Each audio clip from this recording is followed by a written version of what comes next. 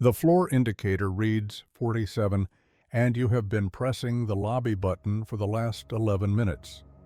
You stepped into this elevator on the 32nd floor of the Hartwell building at 6:47 p.m., alone, ready to leave after another unremarkable day at work. The doors closed.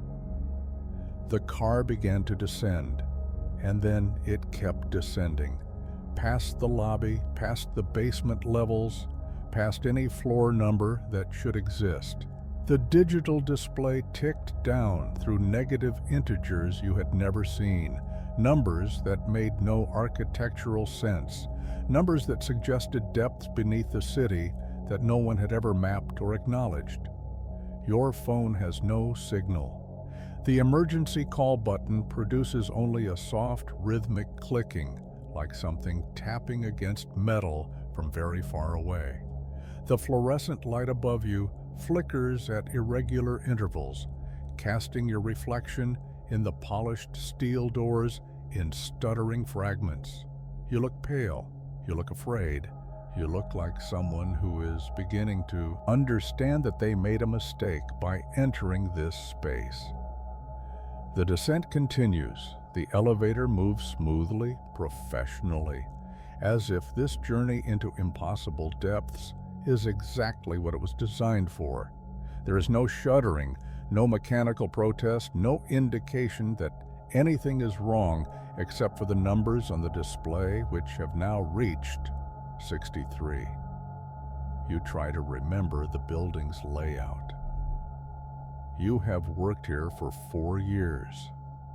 You know there are 2 basement levels for parking, a third for storage and maintenance. That accounts for floors B1, B2, and B3. The elevator should not know any numbers beyond that. The elevator should not be capable of this journey. At 78, you hear something beneath you. A sound like wind moving through a vast open space.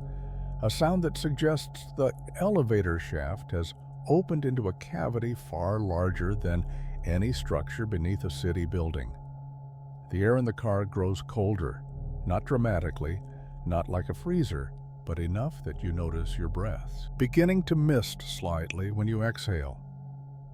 Enough that you wrap your arms around yourself and press your back against the corner of the car, watching the doors, watching the display. The numbers continue their patient countdown. 89, 94, 102. You think about the people who built this building. You think about the excavation, the foundation work, the crews who dug into the earth to create the parking garage and the mechanical rooms. What did they find down there?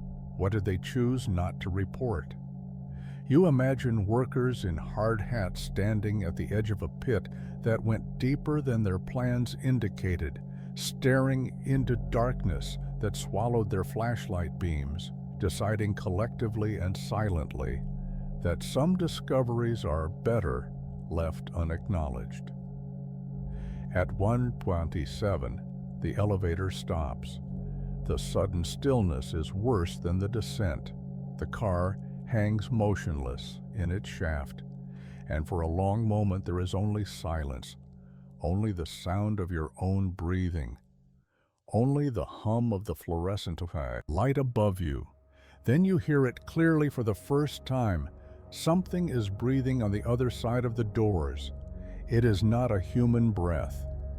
The rhythm is wrong, too slow, too deliberate, like something enormous taking its time. You can hear the air moving through a space that must be massive, displacing in quantities that suggest lungs the size of rooms, a respiratory system designed for an atmosphere denser than the one you know. The display reads 127 and does not change. You wait. Minutes pass, though you have lost any reliable sense of time. Your phone's clock has frozen at 6:53 p.m., 6 minutes into a journey that feels like it has lasted hours. The breathing continues on the other side of the doors, patient and unhurried, and you realize with growing horror that whatever is out there knows you are here. It is waiting the same way you are waiting. It has all the time in the world. The elevator shudders once gently and begins to descend again. You did not press any button. You did not do anything except stand in the corner of the car with your hands pressed against the cold steel walls, watching the display tick down through numbers that have no meaning, descending toward a destination that no architect ever planned. At 156, the breathing grows louder. At 178, you can hear something else beneath it. A sound like stone grinding against stone, like structures moving in the darkness, like doors opening that have been closed for a very long time. At 203, the fluorescent light finally dies, and you are left in total darkness, descending, listening to the sounds of something vast arranging itself to receive you. The display continues to glow, a single point of green light in the absolute black. 134, 251, 289. You think about the lobby of the Hartwell building, the security guard who waves at you every morning, the coffee shop on the corner where you buy your lunch. You think about the ordinary world of surfaces and sunlight, and you understand that you have traveled beyond the reach of that world. Whatever city exists above you now, whatever streets and buildings and lives continue in the light, they are separated from you by hundreds of feet of earth and stone and something else, something that was waiting in the deep places, something that built this elevator or found it or became it, something that has been collecting passengers for reasons you cannot begin to understand. At 312, the elevator stops again. The doors begin to open. The darkness beyond them is not empty. You can feel it moving, breathing, watching. You can feel the attention of something immense turning toward the small, bright rectangle of the elevator car, the small, warm body standing inside it, the small, frightened mind trying to comprehend what is happening. You do not step forward. You do not step back. There is nowhere to go. The display flickers once, twice, and then shows a new number. Not negative, not a floor, just a symbol you have never seen before, a shape that looks almost like a word in a language that predates human speech. And then, from the darkness, something speaks your name. Story 2. The night shift at Palisade Station. You have been monitoring the deep-sea research station for 7 hours when you notice that camera 12 is showing a room that does not exist. Palisade Station sits on the ocean floor, 200 meters beneath the surface of the Pacific, a research facility studying thermal vents and the strange life that thrives in the crushing darkness. You are not a scientist. You are a security contractor, hired to monitor feeds and log anomalies during the long night shifts while the research teams sleep. It is tedious work watching empty corridors and equipment bays, but the pay is extraordinary and the isolation suits you. The station's layout is burned into your memory. You have studied the schematics, walked the actual corridors during orientation, traced every pipe and hatch and emergency exit. Palisade has 47 camera feeds covering 47 distinct locations: living quarters, laboratories, the dive pool, the communications room, storage, engineering, the medical bay. You know them all by number and position. Camera 12 monitors corridor B7, a short connecting passage between the geology lab and the sample storage freezers. It should show gray walls, overhead piping, a fire extinguisher in a red bracket, and 2 doors at either end. Instead, tonight, it shows something else entirely. The image on camera 12 displays a long, curved hallway you have never seen. The walls are made of a dark material that might be metal or might be stone slick with moisture, reflecting your monitor's glow in ways that suggest an organic sheen. The corridor extends further than any space in the station should extend, curving gently to the right until it disappears into shadow. There are no doors. There are no lights. The only illumination comes from bioluminescent patches along the floor, pale blue and pulsing slowly, like the rhythm of a sleeping heart. You check the camera number twice, 3 times. It reads 12. You pull up the station schematic on your secondary monitor and trace corridor B7 with your finger. It is exactly where it should be, exactly as long as it should be, exactly ordinary. But camera 12 shows you something impossible. You try switching to camera 11, then camera 13. They show their expected locations without anomaly. You return to camera 12, and the curved hallway is still there, wet walls glistening, bioluminescent patches pulsing in their slow rhythm. As you watch, something moves at the far end of the corridor, just at the edge of visibility, a shape that slides from the darkness and then slides back, too quick to identify, too fluid to be mechanical. You reach for the radio to call the night supervisor, and then you stop. What would you say?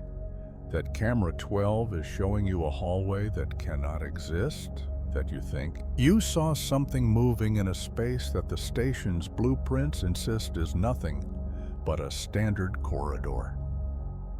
They would check the feed, see corridor B7 exactly as it should be, and mark you down for a psychological evaluation. People do not do well at these depths. The pressure affects judgment. Everyone knows this. You decide to check it yourself. The walk from the security office to corridor B7 takes 4 minutes. You know because you have timed it, logging your patrol routes in the meticulous records the company requires. The station's corridors are quiet at this hour, only the hum of air recyclers and the distant throb of the water pumps breaking the silence. The pressure of 4,200 meters of ocean bears down on the hull around you, a weight you can almost feel, a constant reminder of where you are and what would happen if any part of this structure failed. You reach corridor B7 and find it exactly as you expected. Gray walls, overhead piping, fire extinguisher in its red bracket. 2 doors at either end, one leading to the geology lab, one to sample storage. It is 20 meters long, straight, ordinary, and completely unlike the curved hallway you saw on camera 12. You stand in the middle of the corridor and look up at the camera mounted in the corner. Its lens reflects your flashlight back at you, a small red light indicating active recording. You wave. You will check the footage later to confirm that camera 12 captured this moment, that it showed you standing in this corridor, waving at your own reflected image. You return to the security office.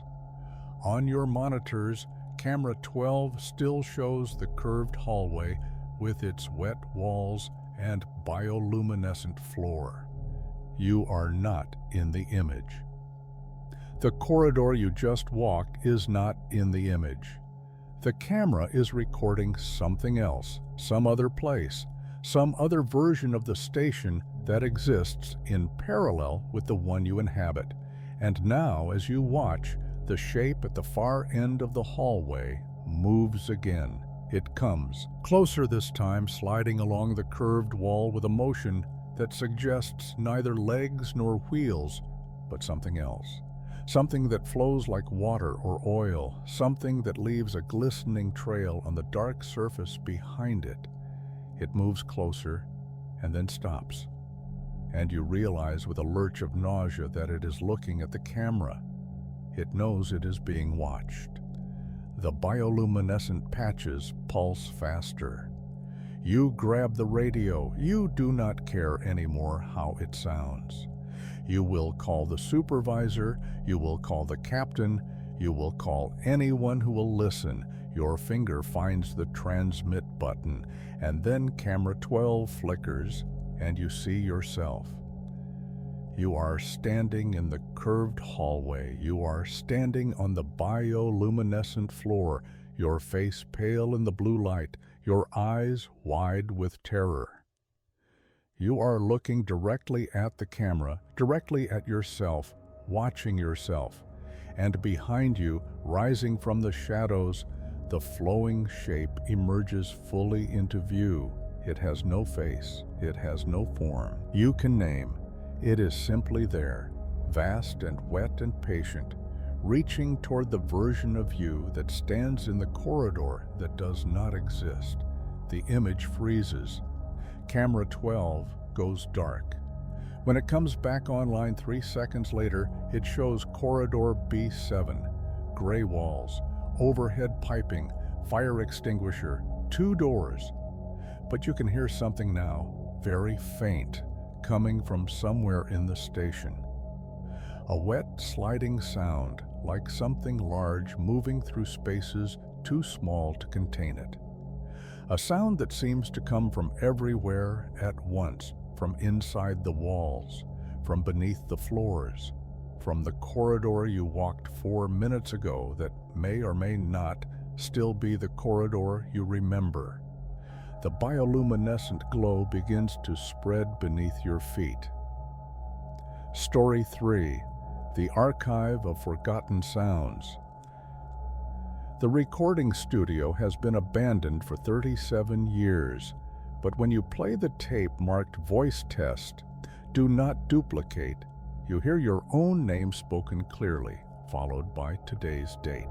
You discovered this place by accident following a wrong turn down a service road in a part of the county you had never explored.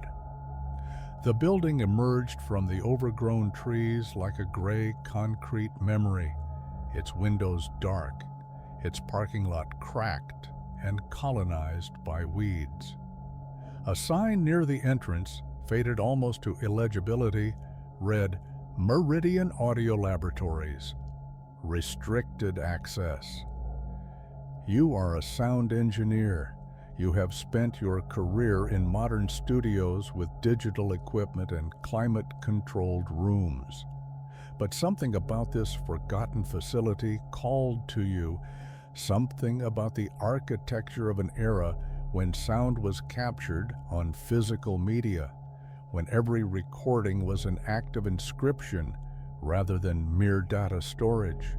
You found a door that gave way with minimal effort, and you stepped inside. The studio's main room was remarkably preserved.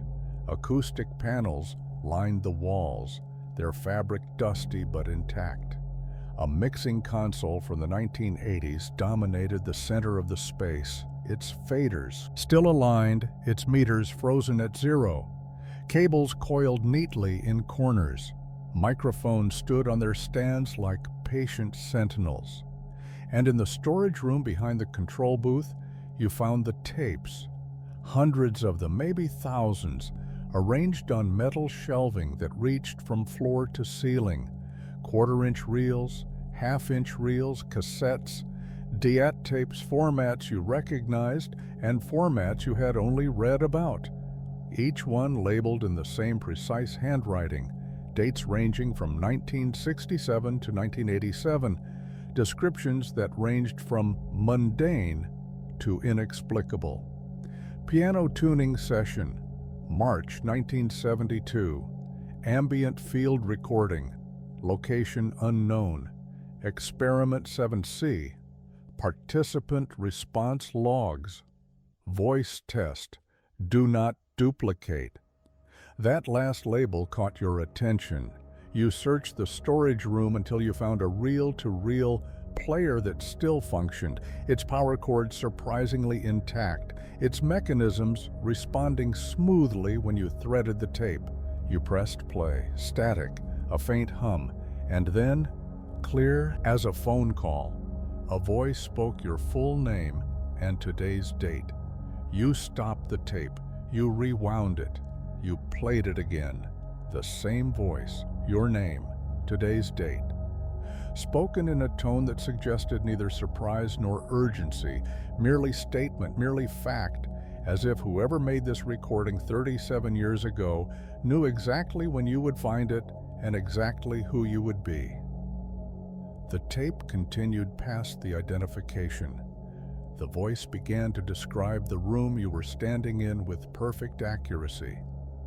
The arrangement of the shelving, the specific equipment on the mixing console, the crack in the third acoustic panel from the left, the one you had noticed when you first entered but dismissed as unremarkable, the cobweb in the corner of the window shaped like a map of somewhere you have never been.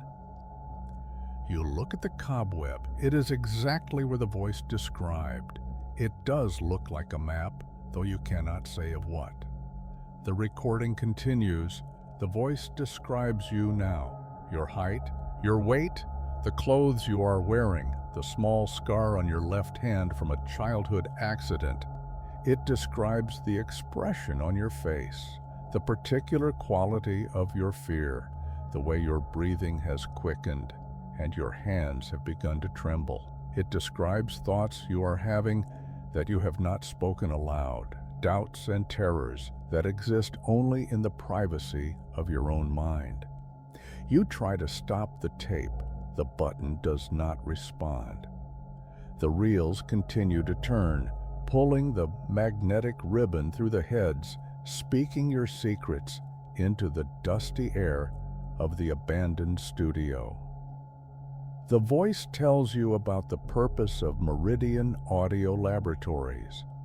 It was never a commercial facility. It was never intended to record music or sound effects or any of the ordinary products of the audio industry.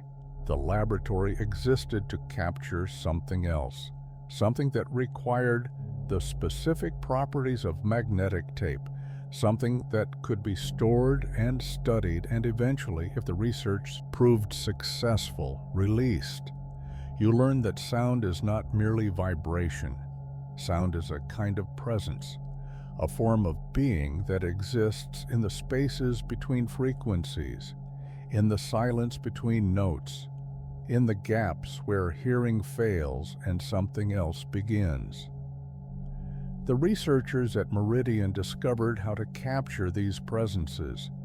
They found them in abandoned buildings, in the depths of caves, in the moments before dawn when the world holds its breath. They recorded them on tape after tape, building an archive of entities that exist only in sound, that can be summoned simply by playing their recordings. The voice tells you that you have already released something. The moment you pressed play, the moment the first syllable of your name emerged from the speakers, you opened a door.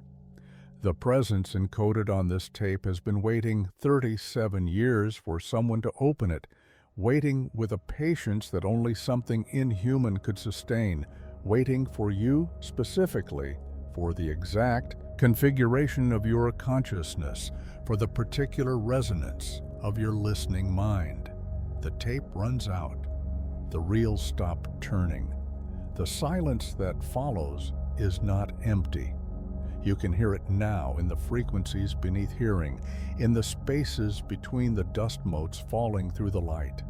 You can feel it in the air pressure, in the way the room seems to contract around you, in the sudden certainty that you are no longer alone and have not been since you entered this building. The acoustic panels on the walls begin to absorb something other than sound. The mixing console's meters climb slowly from zero, measuring a signal that no human voice could produce. The microphones on their stands rotate slightly, tracking something you cannot see, pointing toward a presence that is growing more substantial with every passing moment. You run for the door. The door is no longer where you remember it. The walls have changed. The room has changed. The geometry of the space has shifted to accommodate something that does not obey the rules you understand. Behind you, the speakers crackle to life. The voice speaks again, and this time it is not a recording. This time it comes from everywhere at once, from inside the walls and inside your head and inside the growing darkness that is pooling in the corners of the room. It speaks your name once more, and then it begins to describe what happens next. Story 4. The house at the end of the lane. The children in the photographs grow older as you move deeper into the house, but the last picture shows faces that have no age at all. You inherited this property from a great-aunt you never met, a woman whose name appeared in your family tree as a footnote, a relative who moved away before you were born and was never mentioned in family gatherings. The lawyers handled everything by mail, sending documents that required only your signature, offering no explanation for why you, of all her distant relations, had been chosen to receive this remote house at the end of a gravel lane that does not appear on any map you can find. The house is old, but not decrepit, Victorian perhaps, or some regional variation of that style, with gabled roofs and wraparound porches and windows that watch the surrounding forest like cautious eyes.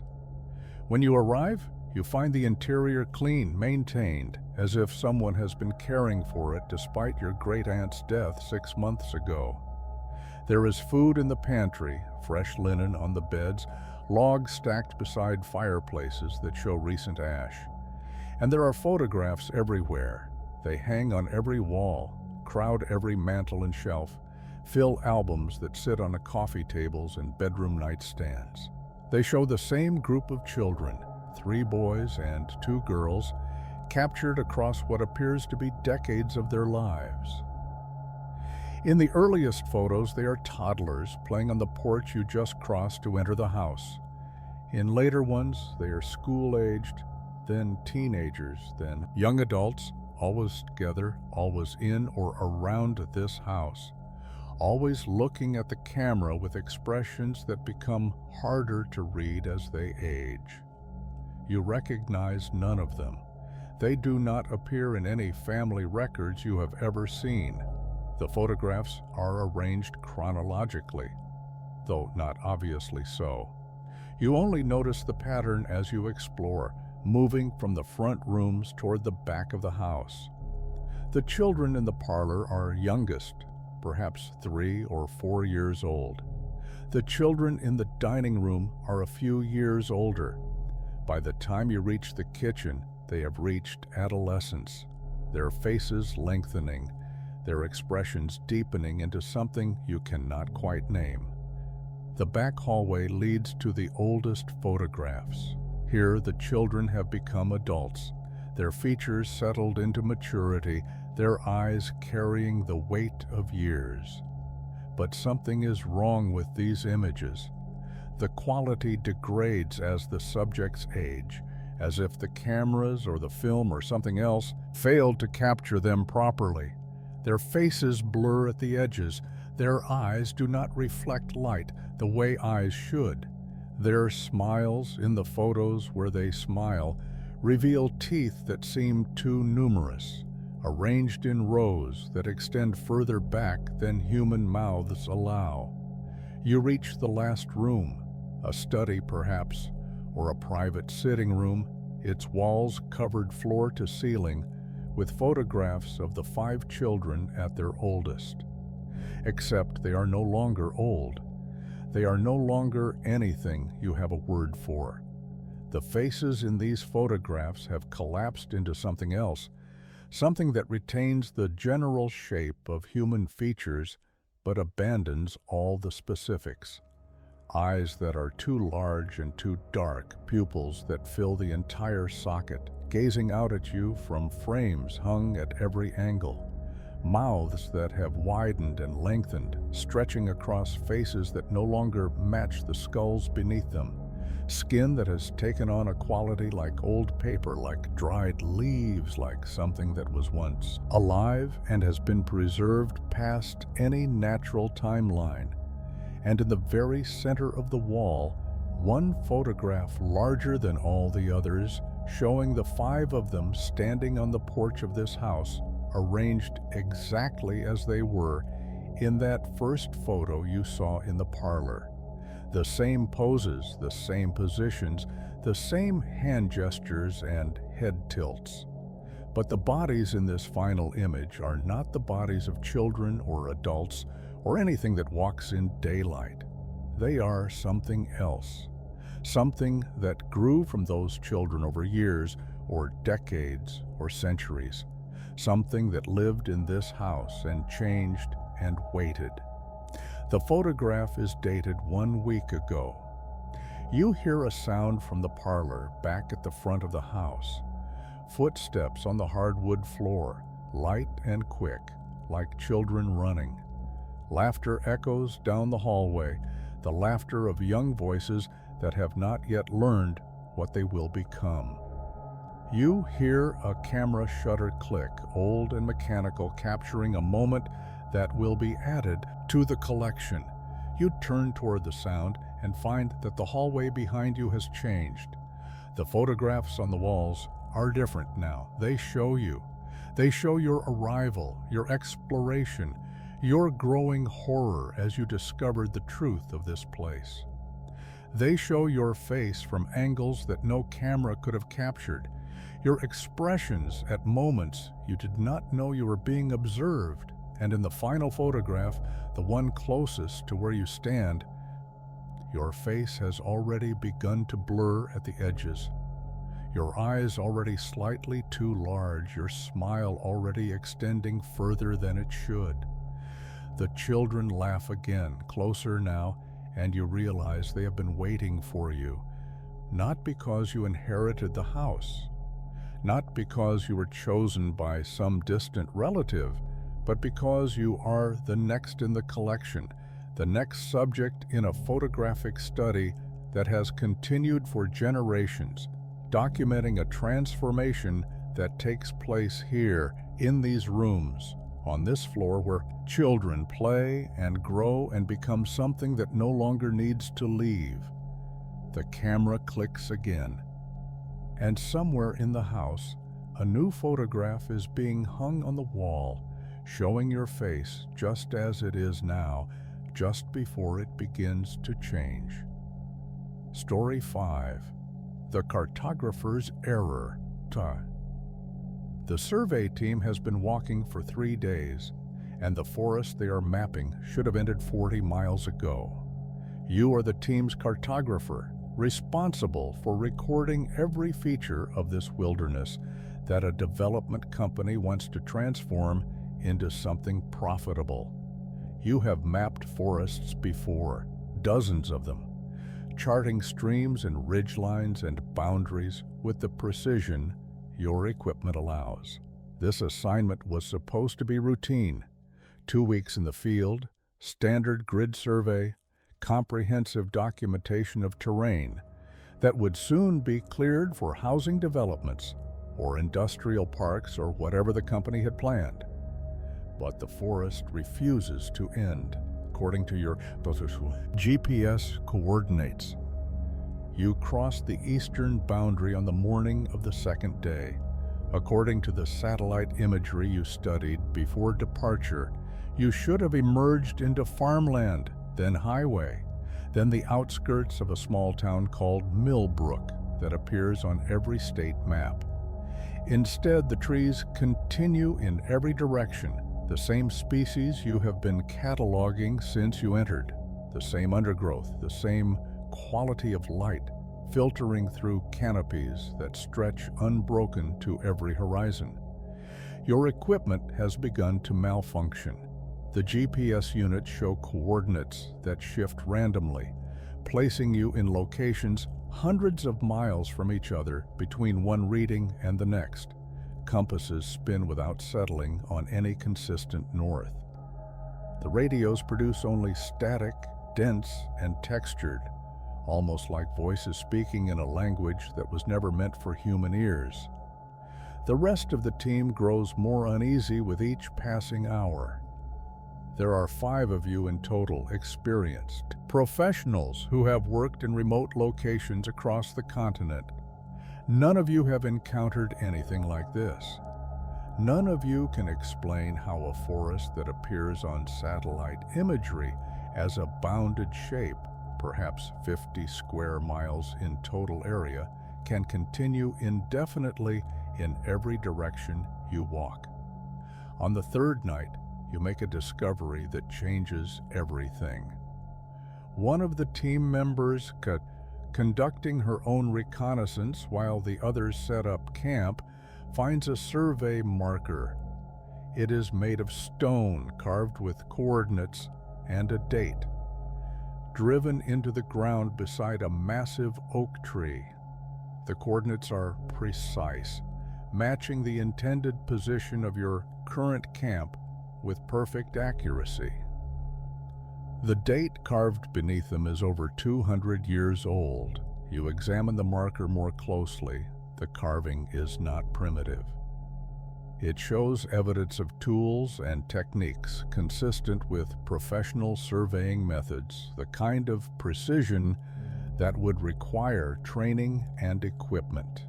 And in the corner of the stone, barely visible beneath centuries of weathering, someone has carved a single word: impossible. You begin to search the area more carefully.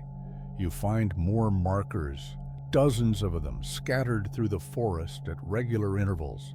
They date from different centuries, different eras of the technology and method. Some are carved stone, some are metal plates. Some are modern aluminum tags, the kind used by survey teams exactly like yours. All of them record coordinates. All of them are accurate to their stated positions, and all of them are carved or stamped with the same word: impossible. Other survey teams have been here. Dozens of them, maybe hundreds, across centuries of human effort to map this place. And none of them ever made it out. None of them ever returned to report that this forest does not obey the rules that govern the rest of the world, that it contains more space than its boundaries should allow, that it extends infinitely in directions that satellites cannot see. You find the remains of their camps scattered through the trees, tents from different decades, rotting canvas and modern nylon, all marked with the logos of companies that no longer exist, equipment that ranges from brass telescopes to digital devices. Journals filled with increasingly desperate attempts to make sense of what was happening, to find a pattern in the impossible geometry, to discover an exit that the forest seemed determined to hide. The journals end the same way. The handwriting becomes erratic. The observations become fragmented, and then they simply stop, mid-sentence, mid-thought, as if the writer was interrupted by something they did not have time to record. You gather your team and decide to turn back, to retrace your steps exactly, to walk in the precise opposite direction of your entry path. It should work. You have maintained careful records of every turn, every landmark, every bearing you followed to get this far. Reversing them should be simple. Should. You walk for 2 days. The forest does not change. The trees are the same species in the same configurations. The undergrowth, the same density. The light, the same quality. And when you reach what should be the edge of the wilderness, you find instead another survey marker, this one carved with coordinates that place you exactly where you started 3 days ago. The word on its surface is different, though. This one reads, "Welcome." Tonight, as your team makes camp in a clearing that may or may not be the same clearing you have made camp in every night since you arrived, you hear sounds in the darkness beyond the firelight. Not animal sounds, not the wind in the branches. Something else, something that moves through the forest with purpose. Something that has been following you since you entered this impossible space. You think about the other survey teams. You think about their journals and their bones and their final moments of terrified comprehension. You think about what the forest might want with the people who try to map it, the people who try to reduce its infinite depths to lines and coordinates and boundaries. The sounds grow closer. The firelight seems dimmer than it should be, and in the darkness between the trees you begin to see the shapes of those who came before you, the ones who never left, the ones who have been walking these endless paths for centuries, mapping a territory that grows larger with every attempt to define it. Story 6. The Replacement. Your wife has been different since she came back from the hospital, but you cannot identify exactly what has changed.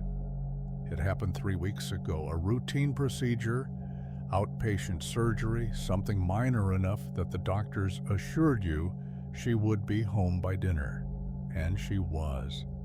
She walked through the door at 5:47 p.m., looking tired, but otherwise normal, saying all the things she would say, doing all the things she would do. She kissed you on the cheek and asked what you wanted for dinner. She sat in her usual chair and watched her usual programs. She slept beside you in the bed you have shared for 11 years, her breathing slow and regular, her body warm against yours in the darkness. But something is wrong. You cannot explain it rationally. You cannot point to evidence that would convince anyone else. Her face is the same face you have looked at across breakfast tables and birthday dinners and quiet Sunday mornings for over a decade. Her voice carries the same inflections, the same patterns of emphasis, the same small laugh she makes when she finds something genuinely amusing. Her movements, her gestures, her habits and preferences and opinions are all exactly as they should be. She is, in every measurable way, the woman you married. And yet, it started with small things, a hesitation when you asked about a shared memory, a pause that lasted a fraction of a second longer than it should have, a smile that seemed to arrive at her face rather than emerge from it, as if she were calculating the appropriate expression rather than feeling it naturally.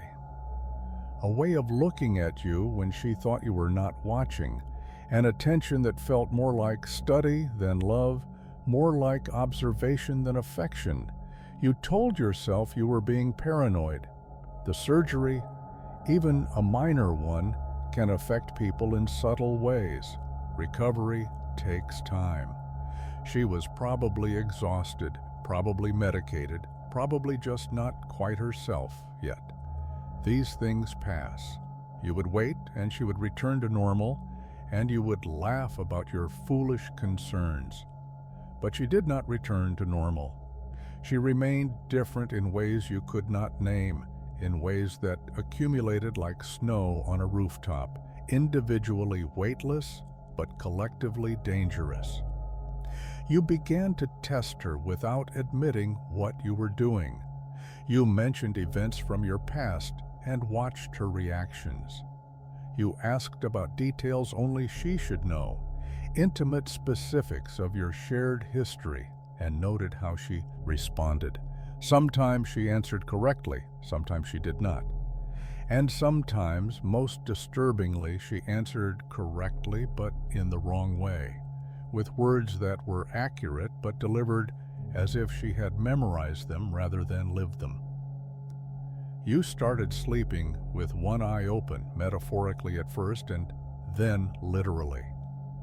You would wake in the darkness and watch her lying beside you, her face peaceful, her chest rising and falling with the rhythm of sleep. You would study the familiar features and search for evidence of the change you knew was there, evidence of whatever had replaced your wife during those hours in the hospital. Last night you woke at 3 a.m. to find her standing at the window looking out at the street below. She was not moving, she was not breathing, she was simply standing, perfectly still, her eyes open and fixed on something in the darkness outside, her body held in a posture that no sleeping person could maintain. You watched her for 17 minutes. She did not move once. And then, as if someone had pressed a button, she climbed back into bed, closed her eyes, and resumed breathing. She did not acknowledge that she had been awake. She did not acknowledge that anything unusual had happened. In the morning she made breakfast and kissed your cheek and asked about your plans for the day, and you smiled and answered and felt the ice spreading through your chest. Tonight, you have decided to confront her. You do not know what you will say or what you expect her to admit. You do not know if the thing wearing your wife's face will confess or deny or simply continue its flawless performance. But you cannot go on like this. You cannot share a bed and a life with something that looks at you with eyes that are too attentive, that touches you with hands that are too careful, that speaks to you with a voice that is too perfectly calibrated. You find her in the kitchen, preparing dinner. She looks up when you enter, and her face arranges itself into an expression of welcome. You watch it happen, the muscles moving in sequence, the smile arriving like a bus at a scheduled stop. You open your mouth to speak, and she tilts her head just slightly in a gesture you have never seen your wife make, a gesture of assessment, of consideration, of something reaching a decision. Her eyes, which have been meeting yours, shift almost imperceptibly, looking at something behind your reflection, looking at something you cannot see. When she speaks, her voice is exactly like your wife's voice. The words are words your wife would say. But beneath them, in frequencies you can almost hear, something else is speaking too. You know, she says, and her smile does not waver, you've known for a while now, haven't you? The knife in her hand catches the light. The kitchen seems smaller than it was a moment ago, and somewhere in the house, in the spaces between the walls, you hear the sound of other voices, other things, other replacements, waiting for their turn to emerge into the light. Story 7, The Frequency. The signal first appeared at 3:17 a.m., transmitting on a frequency that should not exist, and by the time you understood what it was saying, 3 of your colleagues had already walked into the desert and disappeared. You work at a radio astronomy installation in a remote corner of New Mexico, one of 7 technicians responsible for maintaining the massive dish arrays that listen to the sky. The work is quiet, methodical, focused on electromagnetic whispers from objects billions of light years away. You are accustomed to strange signals, to patterns that emerge from the cosmic noise and demand interpretation. You are accustomed to the silence of the desert night, the hum of electronics, the patient collection of data that will be analyzed by scientists you will never meet. You are not accustomed to signals that originate from somewhere beneath the ground.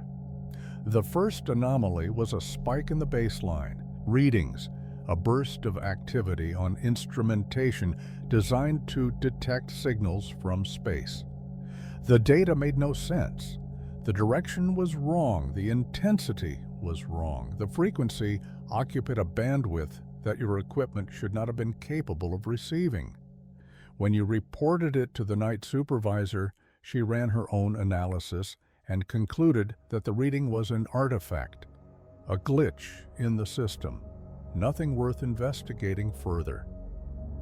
That was 3 nights ago. Since then, the signal has returned every night at exactly 3:17 a.m. It lasts for exactly 17 minutes, and it carries, embedded in its pattern of peaks and valleys, something that sounds very much like a voice. You have analyzed the waveforms obsessively, applying every technique you know to extract meaningful content from the noise. What you found disturbed you in ways you cannot fully articulate. The signal is not random, it is not natural. It carries information in a modulation pattern that implies intentionality, intelligence, purpose. And when you isolated the audio spectrum component and ran it through enhancement filters, you began to hear words. Not English, not any language you recognized, but words nonetheless, syllables arranged in patterns that feel like speech, even when you cannot understand their meaning. The night your colleagues began to disappear, you had played the enhanced recording through the facility's main speakers, hoping someone else might recognize the language or identify its source. The sound filled the control room, low and rhythmic, almost hypnotic in its alien cadence. Your colleagues listened with you, 6 faces illuminated by monitor glow, 6 minds trying to parse meaning from the impossible transmission. 17 minutes later, when the signal stopped, 3 of them stood up and walked out of the building without a word. You called after them. They did not respond. They walked across the parking lot, past the vehicle bay, through the perimeter fence, and into the desert darkness, moving with a purpose that suggested they knew exactly where they were going. They have not been found. Search parties recovered nothing but footprints that extended for miles into the empty landscape, tracks that followed no logical path, but eventually converged on a single point in the desert floor where something had disturbed the earth, where the sand showed evidence of recent excavation, where a darkness gaped in the ground that the search teams refused to enter. The remaining staff has been evacuated. Government officials arrived within hours, sealing the facility, confiscating equipment, asking questions that implied they already knew more than you did. You have been held for debriefing, questioned repeatedly about what you heard, what you transmitted, what you might have awakened. But they cannot stop you from hearing the signal. It is in your head now, running in loops through your memory, replaying its 17 minutes of alien speech whenever you close your eyes, and you're beginning to understand it, not through translation, not through analysis, but through a kind of osmosis, a gradual absorption of meaning that bypasses language entirely and speaks directly to something deep in your brain. The signal is an invitation. It has been transmitting for a very long time, long before your installation was built, long before radio technology existed, long before humans developed ears capable of detecting such frequencies. It comes from something that lives beneath the desert floor, something that sleeps in chambers carved by processes no geologist would recognize, something that dreams in electromagnetic pulses and waits for minds capable of receiving its message. Your colleagues heard the invitation and accepted it. They walked to the place where the earth had been disturbed and descended into the darkness, joining whatever waits below, becoming part of a congregation that has been gathering for millennia. Tonight, as you sit in the holding room where government officials have placed you, you hear the signal again. It is 3:17 a.m. The walls of the facility cannot block it. The distance from the source cannot diminish it. It fills your head like water filling a vessel, and this time you understand every word. It speaks your name. It describes the path you will walk, the dunes you will cross, the darkness you will enter. It tells you what you will find when you arrive, what form your transformation will take, what role you will play in the symphony it has been composing for longer than your species has existed. You stand up. The door to the holding room is locked, but you know that locks no longer apply to you. You know the guards will not see you leave. You know the desert is waiting, the earth is open, and something ancient and vast is calling you home. The signal reaches its conclusion. 17 minutes have passed. You begin to walk. Story 8. The hospital at the edge of sleep. You have been a patient in room 714 for 43 days, and no one has come to tell you what is wrong with you. You remember arriving here, though the memory has the quality of a dream, fuzzy at the edges, uncertain in its details. An ambulance ride, you think, or perhaps you drove yourself. Bright lights and forms to sign, and a wheelchair carrying you down corridors that seem to extend much further than any hospital should extend. Room 714 was waiting for you, clean and white and anonymous, with a bed and a window and a television mounted on the wall that only shows static. At first you assumed the doctors would explain. Someone in a white coat would review your chart, sit at your bedside, tell you what had happened and what treatment you required. You pressed the call button repeatedly in those early days, summoning nurses who arrived without speaking, who checked monitors and adjusted IV drips and left without meeting your eyes. You asked questions that received no answers. You requested consultations that never materialized. Eventually, you stopped asking. The routine of the ward established itself around you, like water settling into a container. Meals arrived at regular intervals, bland and colorless, served on trays by orderlies who moved like shadows. Nurses came and went, taking readings, noting numbers on clipboards, performing tasks whose purpose remained opaque. At night, the lights dimmed, but never fully extinguished, leaving the ward in a perpetual twilight that made sleep difficult and time impossible to track. You are not the only patient. You hear them through the walls, moving in their rooms, coughing and shifting, and occasionally crying out in languages you do not recognize. You see them sometimes in the hallways when you are allowed to walk. Figures in hospital gowns shuffling between rooms, their faces blank, their eyes fixed on some distant point that only they can see. None of them speak to you. None of them seem to notice you at all. The window in room 714 shows a view you cannot identify. It is not the city you came from. It is not any geography you recognize. Beyond the glass, a gray landscape extends to a gray horizon under a gray sky, featureless and vast, empty of buildings or roads or any sign of human presence. The light never changes, the view never changes. You have stared at it for hours, looking for movement, for variation, for any evidence that the world outside this room still functions according to rules you understand. You have tried to leave, of course. On the 17th day, you disconnected your IV, put on your clothes from the closet where they had been stored, and walked out of room 714 with the intention of finding answers or escaping entirely. The corridor outside was empty. The elevator at the end of the hall stood open, waiting, its interior light flickering softly. You stepped inside and pressed the button for the lobby. The doors closed. The elevator descended.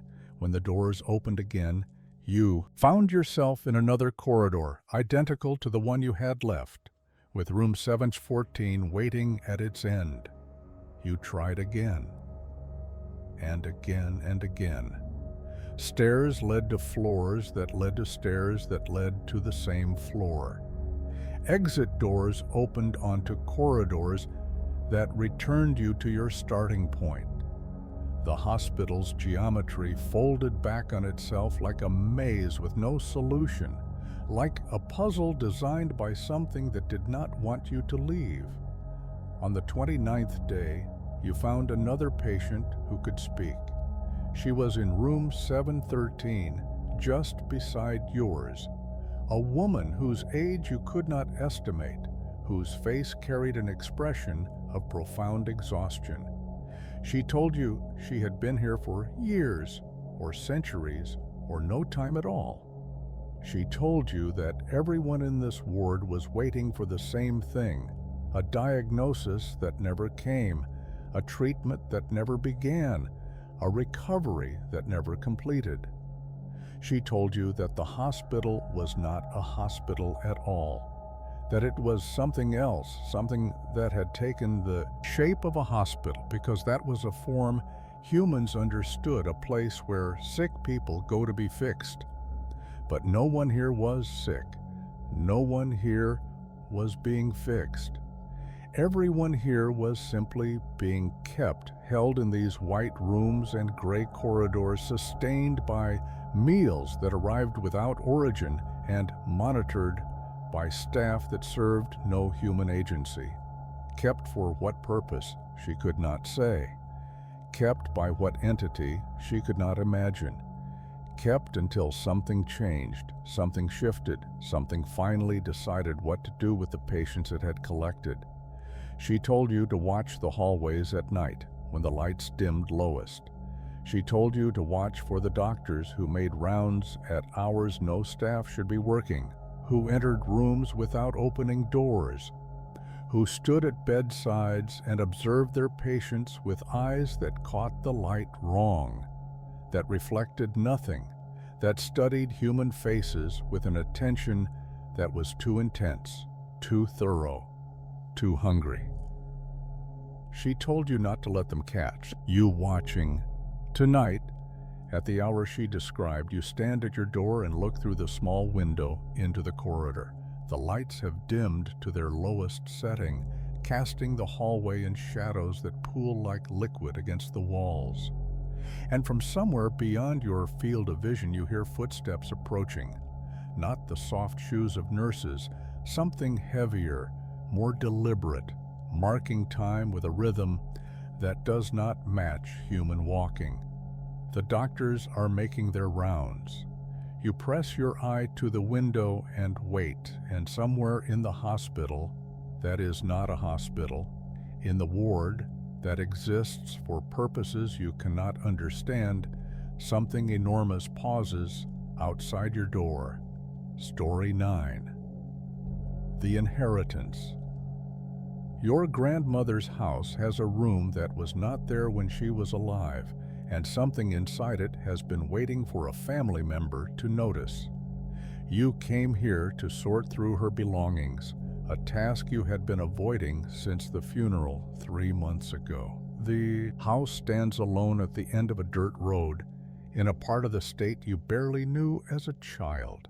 A Victorian structure your grandmother occupied for 67 years, filling its rooms with the accumulated artifacts of a long and private life.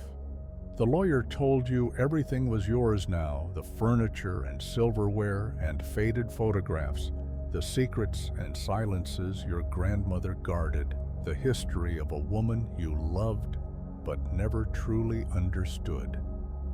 You spent the first day in the familiar spaces, the parlor where she served tea in cups that were old when she was young, the kitchen where she baked bread that filled the whole house with warmth, the bedroom where she slept and dreamed and eventually stopped breathing, surrounded by the possessions that mapped her existence.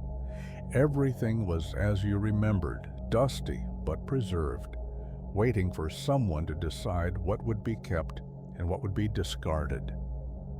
On the second day, you found the door. It was at the end of the upstairs hallway, where your memory insisted there had always been a wall, a door of dark wood, old and solid, its surface carved with patterns you did not recognize, symbols that resembled letters from alphabets that predated the languages you knew. You stood before it for a long time, trying to reconcile what you were seeing with what you remembered, trying to understand how a room could appear in a house you had visited dozens of times throughout your childhood. The door was not locked. The handle turned smoothly, as if someone had oiled it recently, and the door swung inward on silent hinges. Beyond it, a room waited, larger than it should have been given the house's exterior dimensions, lit by windows that showed a view you could not place. The room was filled with jars, hundreds of them, perhaps thousands, arranged on shelves that covered every wall from floor to ceiling. Glass jars of various sizes, sealed with wax and labeled in your grandmother's handwriting, containing substances you could not identify. Some held liquids of different colors, amber and crimson, and a black so absolute it seemed to absorb the light around it. Some held solids, powders, and crystite, and things that looked disturbingly organic. Some appeared to hold nothing at all, empty vessels that nonetheless seemed full, their interiors occupied by something your eyes refused to perceive. The labels were written in code, or perhaps another language, symbols that matched the carvings on the door. You could not read them, but you understood somehow that each one was a name.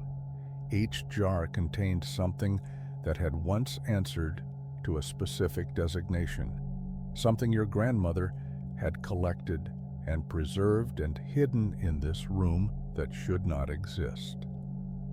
In the center of the room, on a table that gleamed with recent polish, lay a book. It was bound in leather that had the texture of skin and the color of old bone. It was open to a page covered in your grandmother's handwriting, and this time you could read every word. The book explained everything. Your grandmother had not been an ordinary woman. Your family had not been an ordinary family. For generations, your lineage had served as custodians of things that could not be allowed to wander freely, things that had been captured and contained and held in jars like these, things that would devastate the world if released. Your grandmother was the last of the custodians, and now, with her death, the responsibility had passed to you. The book described rituals that had to be performed each month to keep the jars sealed. It listed feeding schedules for the things that required sustenance. It warned of containment failures and the consequences that followed, of ancestors who had neglected their duties and the prices they had paid. And in the final pages, it described what would happen if the custodian's line ended, if no one remained to perform the necessary tasks. The jars would open themselves. As you read, you became aware of sounds around you. Soft sounds, subtle sounds, the sounds of things stirring in their containers, of presences becoming aware that they were no longer being watched by someone who knew how to keep them imprisoned. The liquid in the nearest jar rippled without any external disturbance. The powder in another began to swirl like a miniature storm. And in the empty jars, the ones that appear to contain nothing, shapes were beginning to form, coalescing from invisibility into something you could almost see. The book's final entry was dated the day before your grandmother died. It read, "I am the last, the bloodline ends. I have given them what remains of myself to buy time, but it will not be enough. When my grandchild comes to sort my belongings, they will find this room. I pray they read quickly. I pray they understand. I pray they have the strength to do what must be done." Beneath these words, in a hand that trembled with age and fear, she had written instructions, detailed instructions. Instructions for the ritual you must perform immediately, before the seals break entirely, before the things in the jars complete their waking. You look up from the book. The room has grown darker.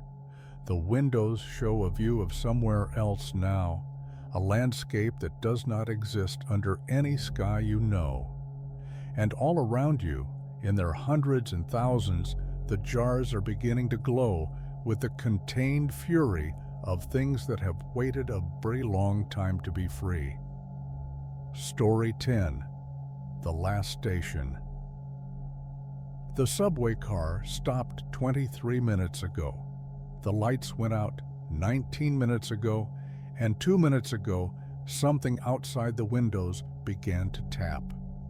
You were the last passenger to board at Harbor Street Station, the final stop before the line curves into maintenance tunnels and ends at a depot no commuter ever visits. The car was empty except for you, the seats worn but clean, the advertisements overhead faded but readable, the fluorescent lights buzzing with their usual tired persistence. You sat near the center of the car and watched the platform slide away as the train accelerated into the tunnel. The darkness of the tunnel was familiar. You have taken this line hundreds of times, ridden through these same passages on your way home from late shifts, watched the same black windows reflect your own exhausted face. The journey between Harbor Street and your destination takes 11 minutes. You have timed it. You know exactly when the train should slow, exactly when the platform lights should appear, exactly when the recorded announcement should tell you to mind the gap. 11 minutes passed, and then 12, and then 15 with no station appearing, no announcement playing, no change in the speed or direction of the train. You stood and walked to the window, pressing your face against the glass, looking for the lights that should have been visible by now. There was only darkness, complete and absolute, the kind of darkness that exists in places where light has never reached. At minute 23, the train stopped. The deceleration was smooth, professional, the kind of controlled stop that suggested intention rather than malfunction. The car came to rest in the middle of the tunnel, surrounded by darkness on all sides, its doors remaining closed, its systems humming with idle power. You waited for an announcement, an explanation, a voice over the intercom telling you that service would resume shortly. Nothing came. At minute 24, the lights went out. The transition was not gradual. One moment, the fluorescent tubes were buzzing overhead. The next moment, you were in darkness, so complete you could not see your own hands.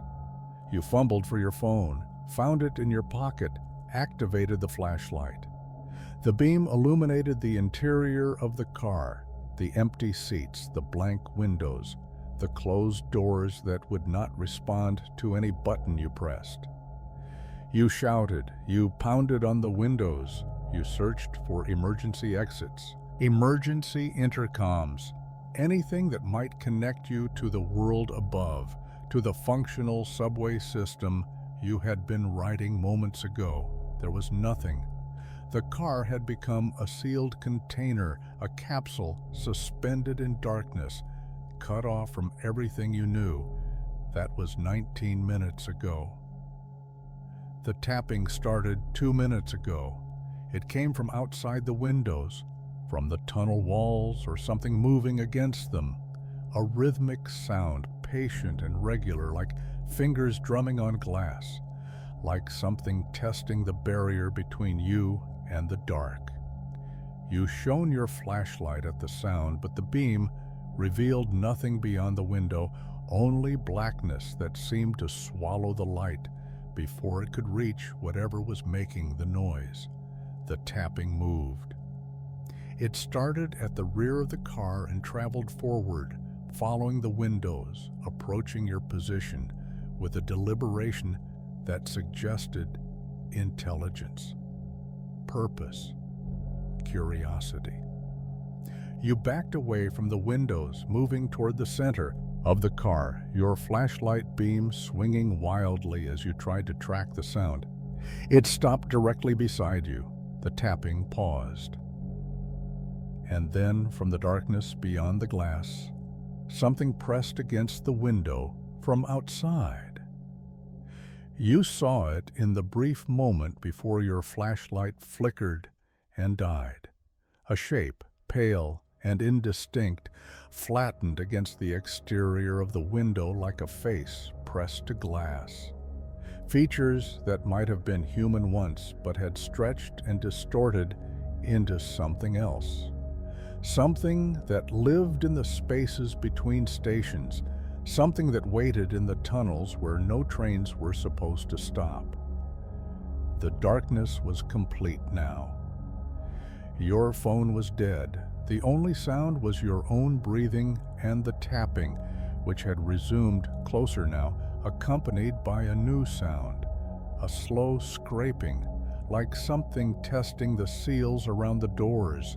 You heard the voice then, coming from everywhere and nowhere, from inside the car and outside the walls and somewhere deep in your own skull.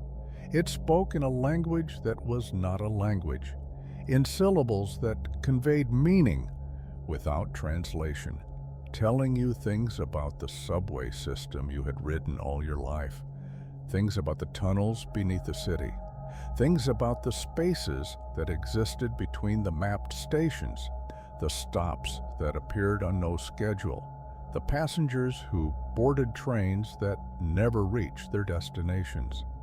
The doors began to open. Cold air rushed in from the tunnel, carrying scents of places no human had ever breathed, of atmospheres that had accumulated in the deep earth over geological ages.